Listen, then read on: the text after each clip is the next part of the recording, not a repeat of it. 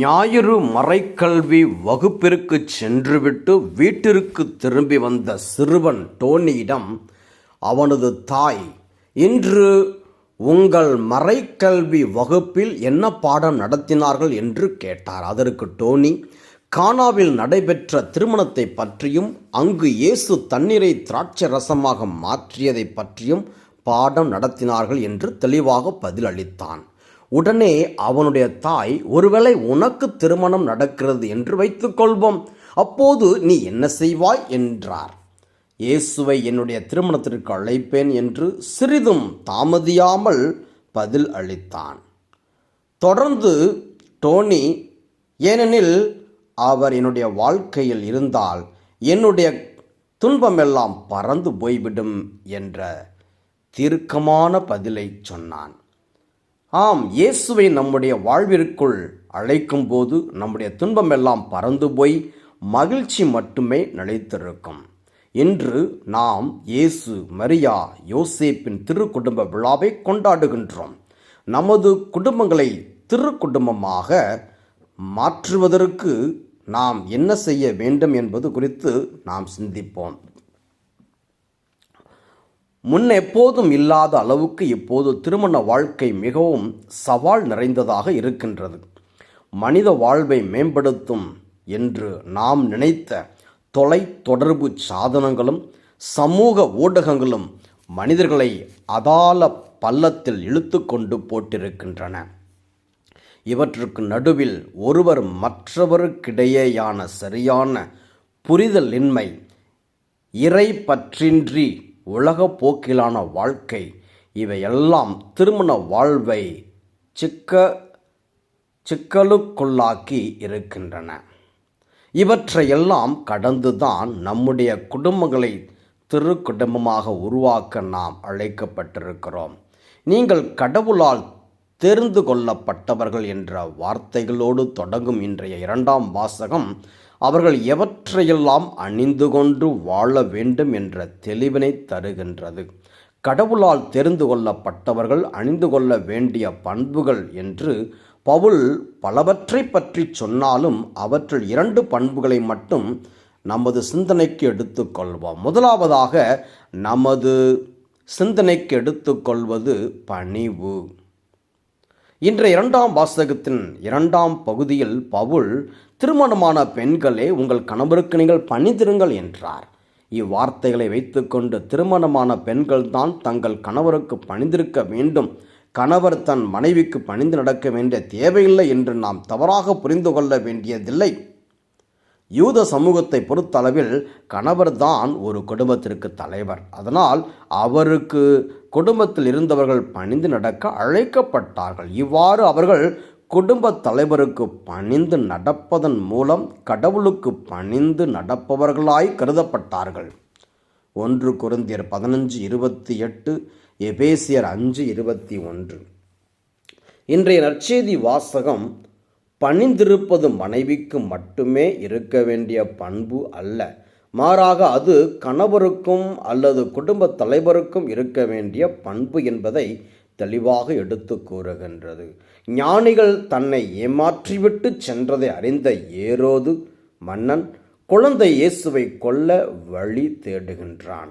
இதனை ஆண்டவரின் தூதர் திருக்குடும்பத்தின் தலைவரான யோசேப்பிற்கு கனவின் மூலம் வெளிப்படுத்தும் போது அவர் அதற்கு பணிந்து குழந்தையையும் தாயையும் கூட்டிக் கொண்டு எகிப்துக்கு புறப்பட்டு போகிறார். பின்னர் ஏரோது இறந்ததை ஆண்டவரின் தூதர் யோசேப்புக்கு கனவின் மூலம் வெளிப்படுத்திய போது அவரும் ஆண்டவருக்கு பணிந்து நாசரேத்துக்கு வருகின்றார். இவ்வாறு யோசேப்பு ஆண்டவருக்கு பணிந்திருக்கிறார்.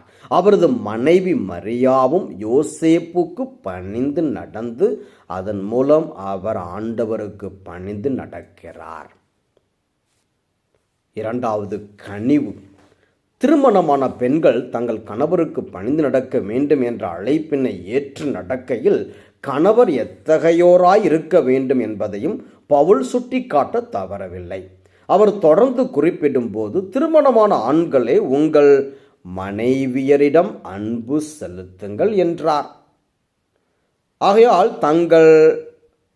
பெண்கள் தங்கள் கணவருக்கு பணிந்து நடக்க வேண்டும் என்ற பவுலின் அழைப்பிற்கேற்ப அவர்கள் தங்கள் கணவருக்கு பணிந்து நடக்கும்போது அதை ஒரு வாய்ப்பாக பயன்படுத்தி கொண்டு கணவர் தன் மனைவியை அடக்கி ஆளக்கூடாது.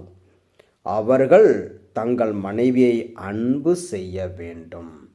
தன் மனைவியை உண்மையாய் அன்பு செய்யும் ஒருவர் அவரை அடக்கியாள நினைக்க மாட்டார். அன்பில்லாத ஒருவர்தான் தன் மனைவியை அடக்கியாள வேண்டும்.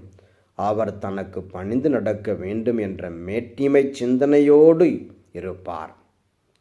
யோசேப்பு மரியாவை பொறுத்தவரையில் அவர்கள் அளவுக்கு இவ்வுலகில் யாரும் ஒருவர் மற்றவரை அன்பு செய்திருக்க முடியாது. யோசேப்பு தன் மனைவி மரியாவை உண்மையாய் அன்பு செய்ததால் தான் அவரை ஆபத்து காலத்தில் காத்து அவரது மாண்பினை நிலைநாட்டினார். மரியாவும் அடிமை மனநிலையோடு இல்லாமல் கனிவோடு யோசேப்பை அன்பு செய்திருப்பார்.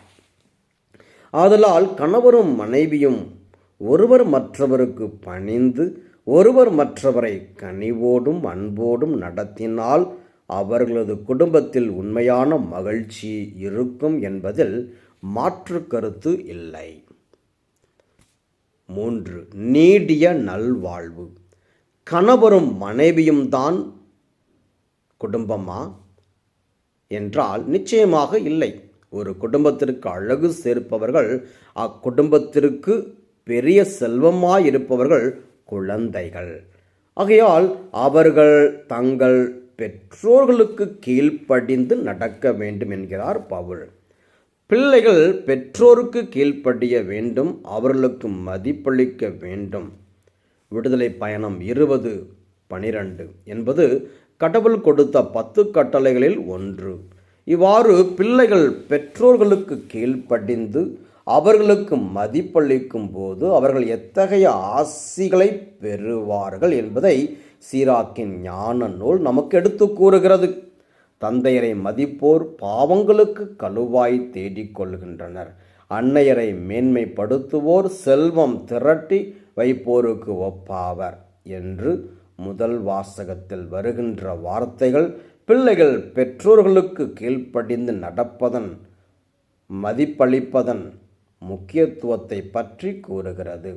இயேசு தன் பெற்றோருக்கு உகந்தவராய் வாழ்ந்து வந்தார். லூக்கா 2:52 என்பதை இந்த பின்னணியில் நாம் வைத்து பார்க்கலாம். பிள்ளைகள் பெற்றோர்களுக்கு கீழ்ப்படிந்து நடக்க வேண்டும் என்பதால் பெற்றோர்கள் பிள்ளைகளுக்கு எரிச்சல் மூட்டக்கூடாது என்பதையும் பவுல் குறிப்பிடுகின்றார். ஆகையால் குடும்பம் என்ற ஊர்தி நன்றாக இயங்குவதற்கு குடும்பத்தில் உள்ள ஒவ்வொருவரும் ஒருவர் மற்றவரை அன்பு செய்து கடவுளுக்கு பணிந்து நடக்கின்றோம் என்ற உணர்வோடு ஒருவர் மற்றவருக்கு பணிந்து நடக்க வேண்டும். இவ்வாறு வாழ்ந்தால் நமது குடும்பங்கள் திருக்குடும்பங்களாக மாறும் என்பதில் எல்லளவும் ஐயமில்லை. சிந்தனைக்கு இறைவனிடம் கூடி மன்றாடுவதன் வாயிலாகவே குடும்பத்தில் அன்பு மலர்கின்றது என்பார் கொல்கத்தா நகர் புனித தெரசா.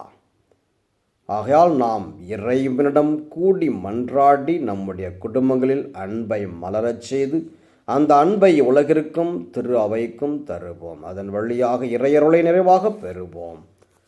ஆண்டவர் இயேசு நம்மை ஆசீர்வதிப்பாராக. ஆமேன்.